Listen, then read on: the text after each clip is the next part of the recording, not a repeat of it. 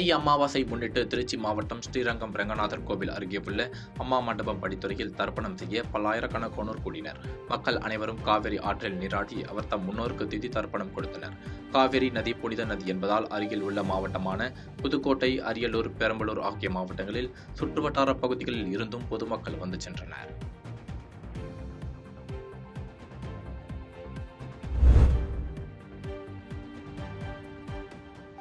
புதுச்சேரியில் நாடாளுமன்ற தேர்தல் நடைபெறவுள்ள நிலையில் ஆளும் தேசிய ஜனநாயக கூட்டணியில் எந்த கட்சி போட்டியிடுவது, யார் வேட்பாளர் என்பது குறித்து 2ஆம் கட்ட பேச்சுவார்த்தை கூட்டணியின் தலைவரும் முதலமைச்சருமான ரங்கசாமியை அவரது இல்லத்தில் பாஜக தேர்தல் பொறுப்பாளர் நிர்மல்குமார், சுரானா சபாநாயகர் செல்வம், அமைச்சர் நமச்சிவாயம், சட்டமன்ற உறுப்பினர் கல்யாணசுந்தரம் ஆகியோர் சந்தித்து ஆலோசனை நடத்தினர். சுமார் அரை மணி நேரம் ஆலோசனை செய்த பின்னர் செய்தியாளர்களிடம் பேசிய தேர்தல் பொறுப்பாளர் சுரானா கூட்டணி வேட்பாளரை வெற்றி பெற வியூகம் அமைத்து தேர்தலை சந்திப்பது தொடர்பாக முதலமைச்சரை சந்தித்து ஆலோசனை நடத்தியதாக தெரிவித்தார்.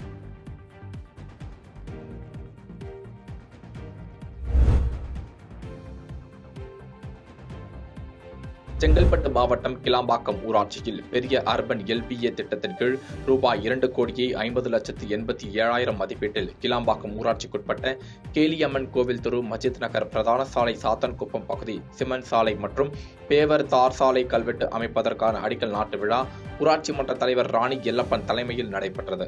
இதில் சிறப்பு விருந்தினராக திருப்போரூர் ஒன்றிய chairman SRS Idhayavarman, Thiruporur MLA SS Balaji ஆகியோர் கலந்து கொண்டு சாலை அமைப்பதற்கான பூமி பூஜையில் பங்கேற்று பணிகளை துவக்கி வைத்தனர்.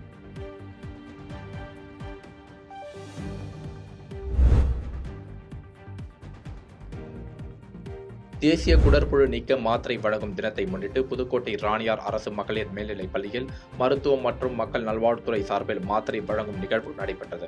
இதில் மாவட்ட ஆட்சியர் மெர்சி ரம்யா சிறப்பு அழைப்பாளராக கலந்து கொண்டு தேசிய குடற்புழு நீக்க மாத்திரை உட்கொள்வது குறித்து உறுதிமொழி வாசித்து விழிப்புணர்வு உரையாற்றிய பிறகு மாணவிகளுக்கு மாத்திரைகளை வழங்கினார்.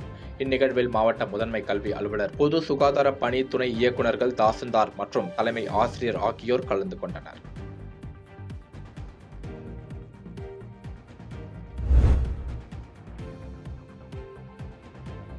தென்காசி மாவட்டம் செங்கோட்டை நகராட்சிக்குட்பட்ட பகுதியில் 24 வார்டுகள் உள்ள நிலையில் அந்த பகுதியில் உள்ள 1வது மற்றும் 2வது வார்டு பகுதியில் குடிநீர் விநியோகம் செய்யப்படவில்லை எனவும் இதனால் ஆத்திரமடைந்த அந்த பகுதியை சேர்ந்த பொதுமக்கள் இன்று செங்கோட்டை நகராட்சி அலுவலகத்தை முற்றுகையிட்டு நகராட்சி தலைவராக உள்ள திமுகவை சேர்ந்த ராமலட்சுமி மற்றும் நகராட்சி கமிஷனரை முற்றுகையிட்டு காலி குடங்களுடன் போராட்டத்தில் ஈடுபட்டனர். நகர்மன்ற வளாகத்தில் உள்ள நகர்மன்ற கூட்டத்தில் கவுன்சிலர்கள் கூட்டம் நடைபெறவுள்ள நிலையில் உள்ளே புகுந்த பொதுமக்கள் காலி குடங்களுடன் கூட்ட அரங்கில் அமர்ந்து தர்ணா போராட்டத்தில் ஈடுபட்டனர்.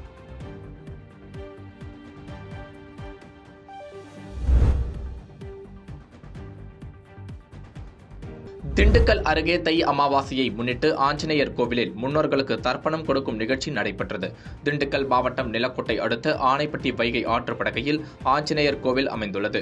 வரலாற்று சிறப்புமிக்க இக்கோவிலில் மாநிலம் முழுவதும் இருந்து பக்தர்கள் வருகை தந்து சாமி தரிசனம் செய்து வருகின்றனர். அதன்படி தை மாதம் அமாவாசையை முன்னிட்டு பல்வேறு மாவட்டங்களில் இருந்து வந்த ஆயிரக்கணக்கான பக்தர்கள் வைகை நீராடி தங்கள் முன்னோர்களுக்கு தர்ப்பணம் கொடுத்து தீபம் ஏற்றி தரிசனம் செய்தனர்.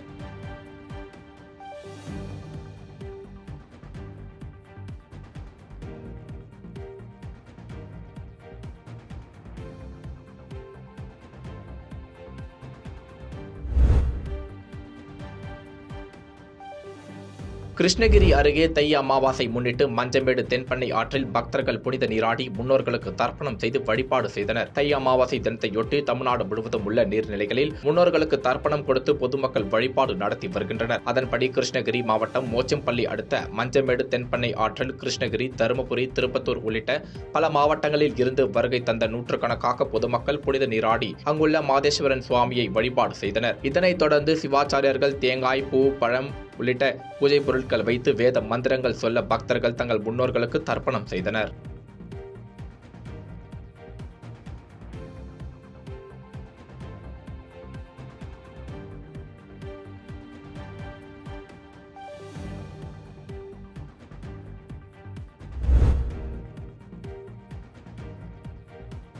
விருதாச்சலம் அருகே தை அமாவாசையை முன்னிட்டு மணிமுக்தா நதிக்கரையில் புனித நீராடி பக்தர்கள் தங்களது முன்னோர்களுக்கு தர்ப்பணம் செய்தனர். நாடு முழுவதும் தை அமாவாசையை முன்னிட்டு காசி, ராமேஸ்வரம் போன்ற புண்ணிய ஸ்தலங்களில் பக்தர்கள் தங்கள் முன்னோர்களுக்கு தர்ப்பணம் செய்வதை வழக்கமாக கொண்டுள்ளனர். அதன்படி கடலூர் மாவட்டம் விருதாச்சலம் ஸ்ரீ விருதாம்பாள் விருத்திகிரீஸ்வரர் கோவில் அருகே அமைந்துள்ள மணிமுக்தா நதிக்கரையில் பக்தர்கள் புனித நீராடி தங்கள் முன்னோர்களுக்கு தர்ப்பணம் செய்தனர். அதனைத் தொடர்ந்து ஸ்ரீ விருதாம்பாள் விருத்தீஸ்வரர் கோவிலில் தீபம் ஏற்றி சுவாமி தரிசனம் செய்து கொண்டனர். இதில் ஏராளமான பக்தர்கள் கலந்து கொண்டு தர்ப்பணம் வழங்கினர்.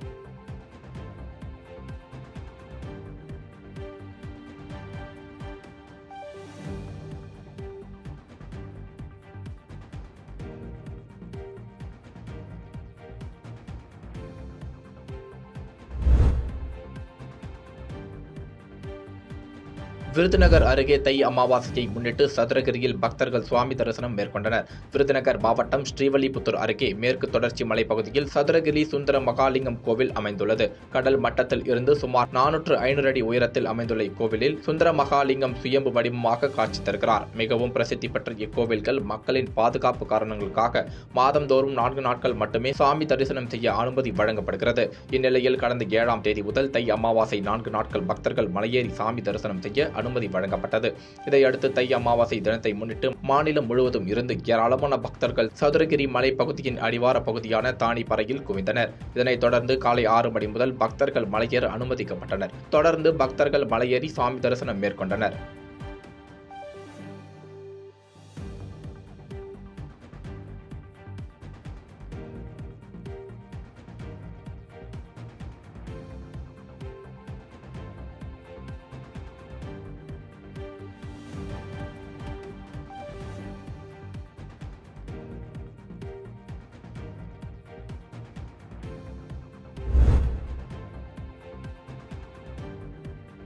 விருதுநகர் அருகே தை அமாவாசையை முன்னிட்டு திருசுழி குண்டாற்றில் ஏராளமான பக்தர்கள் முன்னோர்களுக்கு தர்ப்பணம் செய்து வழிபாடு நடத்தினர். விருதுநகர் மாவட்டம் திருசுழியில் ஸ்ரீ திருமோணிநாதர் துணைமாலை அம்மன் கோவில் அமைந்துள்ளது. இங்கு ஒவ்வொரு மாதமும் அமாவாசையை முன்னிட்டு வெளி மாவட்டங்களில் இருந்து ஏராளமான பக்தர்கள் வருகை தந்து திருசுழி குண்டாற்றில் முன்னோர்களுக்கு தர்ப்பணம் செய்து சுவாமி தரிசனம் செய்து வழிபடுவது வழக்கம். அதன்படி தை அமாவாசை முன்னிட்டு ஏராளமான பக்தர்கள் திருசுழி குண்டாற்றில் குவிந்தனர். அங்கு தர்ப்பணம் செய்த அவர்கள் ஸ்ரீ திருமணிநாதர் துணைமாலை அம்மன் கோவிலில் மோட்ச தீபம் ஏற்றி சுவாமி தரிசனம் மேற்கொண்டனர்.